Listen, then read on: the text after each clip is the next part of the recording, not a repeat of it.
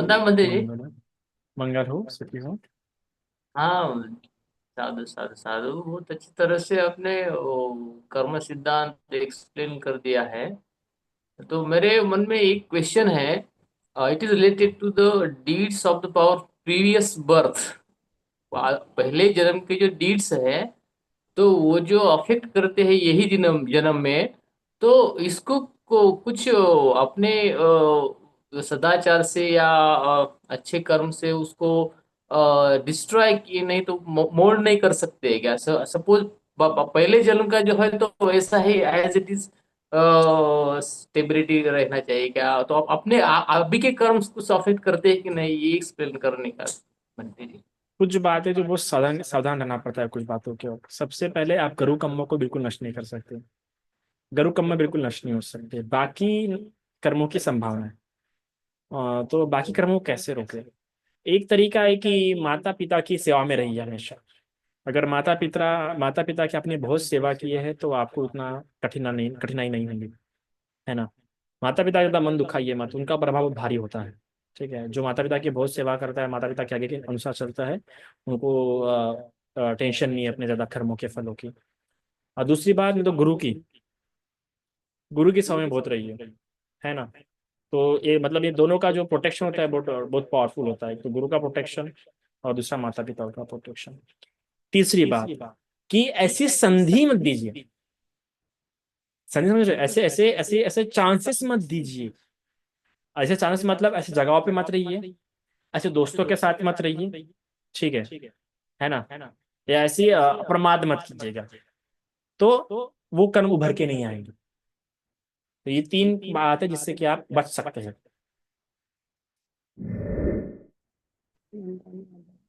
वंदा में आदरणीय भंते जी।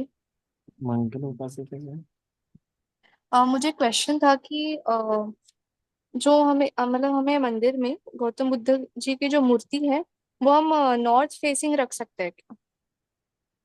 सूरज कहाँ से निकलता है? सूरज ईस्ट से निकलता है। तो मुंह से तो उस तरफ होना चाहिए चेहरा। पर ठीक है, बट जैसा चाहे वैसा रख सकते मैंने हैं। मैंने वो पढ़ा था वास्तु के हिसाब से, लाइक ईस्ट साइड में ना काय बाथरूम को आता पढ़ना है। ये सब बातें बताओ रहे आप लोगों ने? फिर ये सब पढ़ते फिर आपके विचार पता है क्या, बहुत बहुत इन्फेक्ट हो जाते हैं उन सब बातों से। बुद्ध को ये सारी बातें बताते, ऐसा नहीं कि नहीं थी, पर बुद्ध ने उनको उतना मैटर नहीं दिया क्योंकि बहुत ही माइक्रो लेवल पे, नैनो लेवल पे वर्क करती है। आप इसको डोमिनेट कर सकते हैं अपनी चेतना के पावर से। तो क्यों ये सब सुना यार, एक बार आप पढ़ लेते ये सब, फिर ये इन्फ्लिक्ट कर देते हैं, फिर हाँ। आपकी जो माइंड है उस चीज को फिर वो एकदम डोमिनेट हो जाती है ना बातें। ऐसा नहीं, मैंने कह रहा कि इन बातों का एक्सटेंस नहीं है, पर कैसा होता है कि डोमिनेट फिर वो बात हो जाती है, आपकी माइंड की पावर डोमिनेट नहीं हो पाती। याद रखना, इफ यू अगर आप अपनी माइंड की पावर को डोमिनेट बनाना चाहते हैं तो आपको इन सब बातों से दूर रहना पड़ेगा। यस। तो सो अभी पढ़े तो विभुक्त तो फिर तो फिर रख सकते हैं कोई भी डायरेक्शन में अभी ऐसे। बिल्कुल कोई भी डायरेक्शन में आप रख सकते हैं। आपका जो श्रद्धा है कि कैसे आप श्रद्धा अच्छे से अच्छे प्रकार कर सकते हैं, हमेशा उस पर फोकस करो। मैं कहता हूँ उसको डोमिनेट होने दो अपने लाइफ में, अपने अपने थॉट्स में, कि मैं श्रद्धा के ज्यादा प्रकट कर सकता हूँ, कितना अच्छे से प्रकट कर सकता हूँ। ठीक है, ऐसे वंदना बोलिए। में बंती जी। नमो बुद्धा आदरणीय बनते हाँ, जी। मंगल मेरा एक बोलिए। क्वेश्चन था। उपोषद के दिन जो हम ग्रीन टी लेते हैं वो उचित है हाँ या नहीं, हाँ, क्योंकि उसमें सारे हर्ब वगैरह होते हैं। तो वही पूछना था कि उपोषद के दिन ग्रीन टी लेना उचित है या नहीं। उचित है, पर पेट तो नहीं भरता ना उससे। हेलो। पेट तो नहीं भरता मैंने कहा उससे आपका। नहीं नहीं नहीं, वो सिर्फ लिक्विड रहता है, बट क्वेश्चन अराइज हुआ क्योंकि वो ये रहता है, हर्ब रहता है उसमें काफी सारे। That's why this question has come. चबाना नहीं होना चाहिए उसमें, हाँ, कुछ ओके। ठोस कुछ नहीं होना चाहिए। गड़े टाइप का भी कुछ नहीं होना चाहिए, पूरा लिक्विड होना चाहिए। ठीक है, चलता है बाकी ग्रीन टी। ठीक है ठीक है। धन्यवाद बनते जी। हेलो हाँ जी वंदना में बोलिए। बंती जी। हाँ बोलिए बोलिए। हेलो। हाँ बोलिए ना। मेरा क्वेश्चन ये था कि अभी आपने बोले ना आप पिताजी का सेवा, माँ का सेवा करना। तो हम्म। भी करना चाहते हैं तो बीच में ऐसा ये हो गया तो गुजर गए परसों 10-12 दिन हुआ। अच्छा तो अच्छा। मेरे बच्चे को दुख में है अभी।